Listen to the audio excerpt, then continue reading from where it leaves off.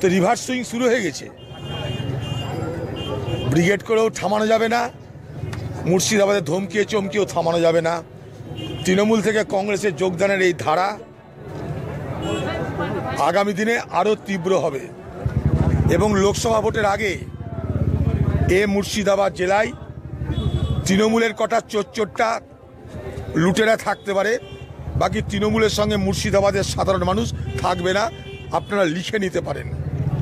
তৃণমূলের প্রতি মোহভঙ্গ শুরু হয়ে গেছে এবং এই মোহভঙ্গ পদ্মার যেমন ভাঙন, সেই ভাঙনের মতন বাংলায় কোথায় কি হবে জানি না, এই মুর্শিদাবাদ জেলায় তৃণমূল তছনছ হয়ে যাবে এবং সেই তছনছ হয়ে যাওয়ার প্রক্রিয়া শুরু হয়ে যাচ্ছে।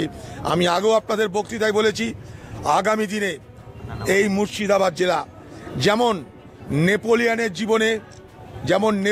জীবনে স্পেনীয় খত, যেমন ঔরঙ্গজেবের জীবনে দাক্ষিণাত্য খত, তেমনি তৃণমূলের মমতা ব্যানার্জির রাজনৈতিক জীবনে মুর্শিদাবাদ খত তাকে তাড়িয়ে নিয়ে বেড়াবে, মিলিয়ে নেবেন আমার কথা।